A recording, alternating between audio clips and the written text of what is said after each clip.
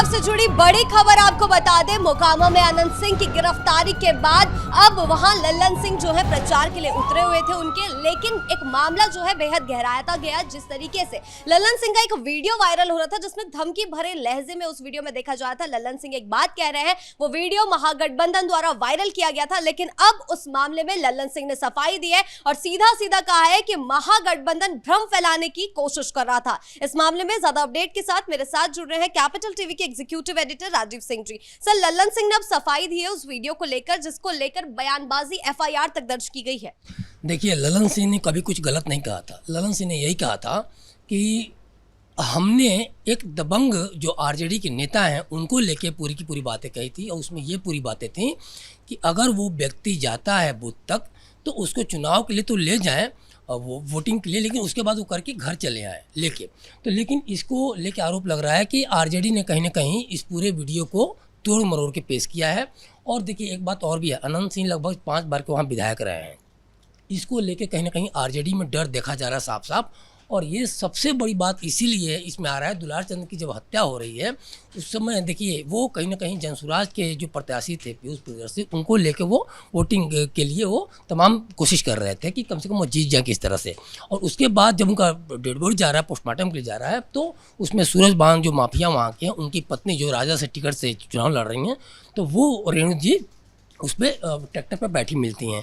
तो ये पूरे मामले को अगर आप जोड़ कर देखें तो कहीं ना कहीं ये देखा जाए तो राजद का कहीं ना कहीं इसमें एंगल आ रहा है। सर, उस वीडियो की सफाई भी दी है कि आखिर वो वीडियो क्यों बनाया गया था, आखिर वो क्या बोलना चाह रहे थे और उनके सिर्फ वीडियो को कट करके राजद द्वारा डाला गया है। नहीं, वो तो साफ कह रहे हैं कि अगर वो दबंग व्यक्ति गरीबों को, लोगों को वोट नहीं डालने दे रहा है तो उसको आप घर में बंद कर दीजिए, इसमें तो कुछ गलत नहीं है। और दूसरी बात एक चीज़ है, उसमें चुनाव आयोग संज्ञान लेगा। आप क्यों इतना ज़्यादा उछल रहे हैं? क्योंकि आपको हार कहीं ना कहीं दिख रही है। आपको पता है कि अनंत सिंह मोकामा में कौन है और उनके प्रचार के लिए जब उनको लगा कि अगर वो जेल चले गए तो अब वैसे भी कहीं ना कहीं राजद की प्रत्याशी जीत जाएंगी। तो जब लल्लन सिंह जब दोबारा यहाँ एंट्री करते हैं, केंद्रीय मंत्री हैं, काफ़ी अच्छा उनका रसूख है, काफ़ी अच्छा उनका जनाधार है बिहार में, तो इनको डर के मारे इनके पसीने निकलने लग रहे हैं विरोधी पार्टी के। तो फिर अब उनको क्या करना था? अब वो आरोप कहीं ना कहीं आरोप प्रत्यारोप की राजनीति शुरू हो जा रही है और वो ये कहने लग रहे हैं कि अब ये पूरे एक तरह से इनको धमकिया रहे हैं, लोगों को ही घर में बंद करने की बात कर रहे हैं, जबकि ऐसा उन्होंने कहीं कुछ नहीं कहा था। उन्होंने एक दबंग जो यादव वहाँ के हैं, जो गांव के, उनको लेके लल्लन सिंह ने कहा था कि उस व्यक्ति को अगर आपको वोट नहीं देने दे रहा है, कहीं ना कहीं जनता को वोट देने से रोक रहा है, वोटरों को वोट देने से रोक रहा है, बूथ तक नहीं पहुँचने दे रहा है, तो उस व्यक्ति को आप ले जाइए और आप जो वोट दे रहे हैं तो वोट देने दीजिए। लेकिन फिर भी नहीं मान रहे हैं तो हाथ पैर जोड़ रहे हैं, तो उसके बाद ला के आप उनको कमरे में बंद कर दीजिए। तो उसमें कुछ गलत तो है नहीं। आखिर आप बाहर रह रहे हैं, लोगों को कहीं ना कहीं आप एक तरह से प्रभाव में डाल रहे हैं, उनके ऊपर प्रेशर बना रहे हैं कि वोट ना डालो। तो ये तो लोकतंत्र का भी एक तरह से कहा जाए तो हमला है, एक तरह से देखा जाए तो एक तरह से जो मताधिकार का प्रयोग है उस पर हमला है। तो ये ओवरऑल जो राजद को लेकर आरोप लग रहा है, तो इसमें एक बड़ी बात निकल के आ रही है कि आखिर जो पिछले दिनों जो सारी घटनाएं थी कहीं ना कहीं कनेक्टेड हैं।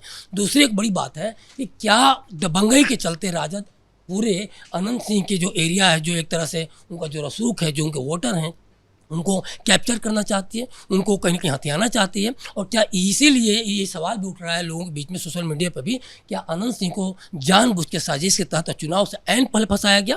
क्योंकि अभी अनंत सिंह अगस्त में ही निकले हुए थे जेल से और उसके बाद फिर तुरंत अनंत सिंह की कहीं ना कहीं गिरफ्तारी एक तरफ ये इशारा कर रही है। तो ये इस मामले में पूरा यही बवाल उठ रहा है, विवाद उठ रहा है कि क्या ये जानबूझ के साजिश है और क्या राजद जानबूझकर इस तरह का आरोप लगा रही है ताकि कहीं ना कहीं छवि खराब हो और इसके बाद अनंत सिंह के को कहीं ना कहीं वहाँ से हराया जा सके। क्योंकि एक बात तय, देखिए, अनंत सिंह भूमिहार हैं और भूमिहार लॉबी में उनकी बहुत ज़बरदस्त पैठ है।